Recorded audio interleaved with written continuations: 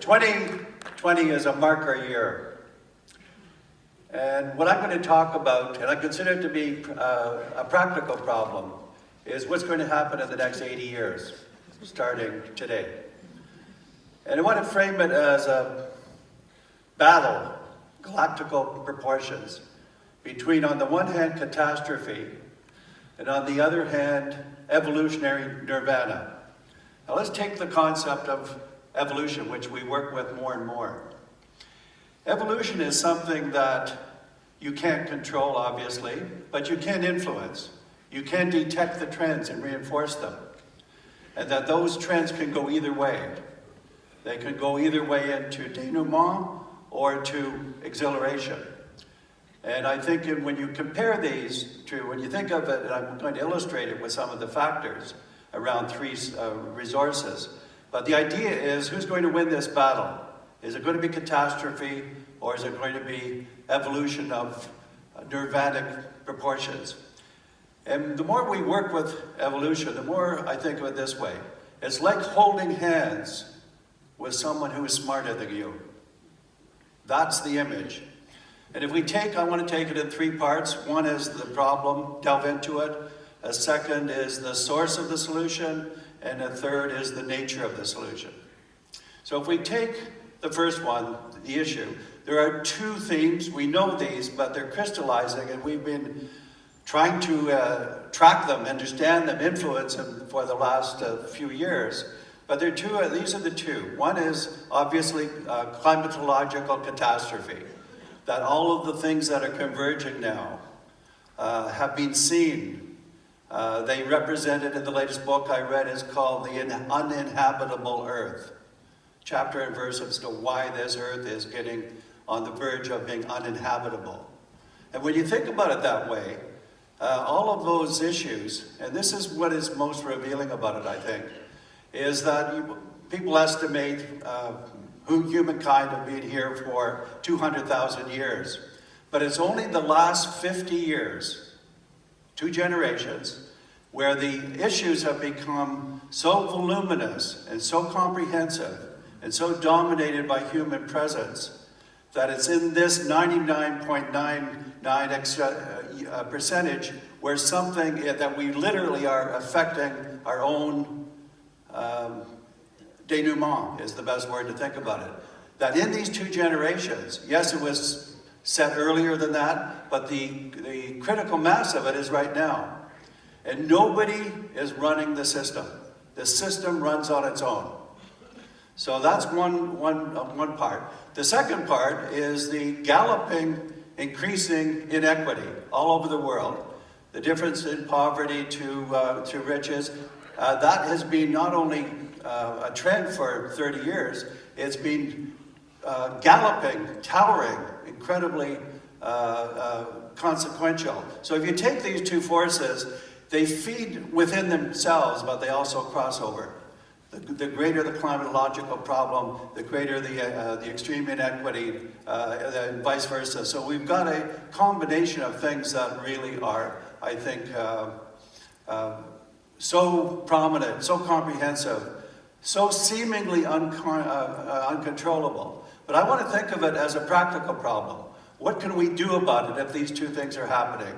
And so I get to the second part, which is what are some of the possibilities, the things that head in the right direction. And I can think of 2 of them. One, to go back to evolution, something we've been using and studying. In evolution, if you think about how to influence it, the simplest way to think about it is it's an interaction and combination of genes, culture, and consciousness. And that interaction is not uninfluenceable. And so if we begin to say, where does it come from? One of the biologists, the evolutionary biologist we use is E.O. Wilson. He puts it this way. He said, my optimism is in the fact that evolution is relentlessly bottom up. This tells us the solution is going to be bottom up, middle outward. It's not going to come from the top. And that's his conclusion about how evolution works. It'll work in your favor in surprising ways, and you can influence it. So that's one part of where the source will come from. The other part is to think about the role of young people. We've been talking about it all week, and this is going to be, the issue is how to understand it better. And this is a hard thing to pull apart in 2 or 3 minutes, but I want to think of it simply this way.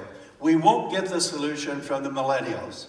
The solution that those that were born 1985 or 1980 to 1995. So in those 15-year period, they were potentially could be mobilized for this, and they are being, but they won't be the leaders of it. The generation wasn't set for that. Evolutionary, it wasn't set for that. But Gen Z, those born 1995 onward, is different.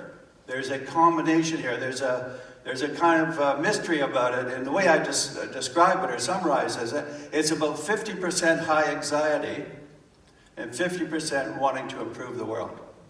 That those two things are, and if the anxiety goes too high, it explodes and implodes into itself. But if it's not there, it doesn't provide the edge. And the goal of improving the world, and we have given in our deep learning work the theme that we got from young people, engage the world, change the world. Engage the world to learn about it, to do something about it. The things you hear all week, here are some of the directions that will lead to greater impact that coming from young people and then connecting with others to do that. If you think of this, some of the lyrics in the song that you heard on the entry, from Katie Lang, the Canadian singer, that constant craving, a nice kind of mission statement for change agents for Gen Z. Two of the lines in there, the ones that I played that we came on to, one was, maybe the truth will come from a giant magnet that pulls all souls towards the truth. But the second thing she said, maybe it's life itself that feeds wisdom to the youth. Life itself, and this is what I'm proposing. Education is to change the lives of students and others in order to make the natural wisdom and the natural instincts of Gen Z and all of the other youth that we're mobilizing into the solutions we're talking about. The third part is, what is the nature of the solution? You need an organizer of some sort that's not impositional, but is not passive. And that organizer for us is, in our own work, our team, are the 6 C's, the competencies, but also the infrastructure that comes around with that. The infrastructure of how schools and others, and a lot of things like Global South and Global North, what we'd be looking to see, what are the complementarity part of it. And I want to finish by saying artificial intelligence is the machine version of deep learning. It is decidedly inhuman and destructive as it projects into the future. But deep learning, the way that I'm talking about, is the human version of this, and this human version is an amazing mobilizer, and it will affect the future evolution of the next 10 years, the next 80 years if we last that long. But if we do last that long, it won't be just because we've solved a few problems, it'll be because we've transformed humanity for all of world good. Thank you very much.